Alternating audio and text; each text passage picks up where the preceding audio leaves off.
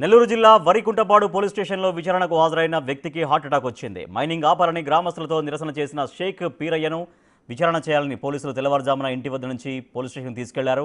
బహిరంగ విచారణ చేయాలని అడిగినా పోలీసులు దానికి అంగీకరించలేదు. దీంతో విచారణ చేస్తుండగా పీరయ్యకు గుండెపోటు రావడంతో స్టేషన్ ముందు బల్లపై పడిపోయాడు. వెంటనే ఆయన హాస్పిటల్కు తరలించారు పోలీసులు.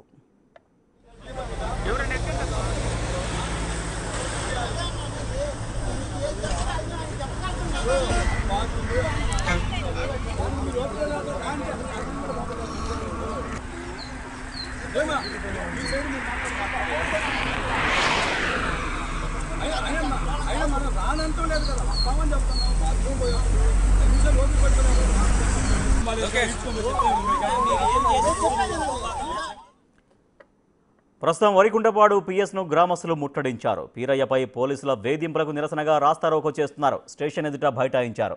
పీరయ్య కోలుకోవాలని ప్రార్థనలు చేస్తున్నారు.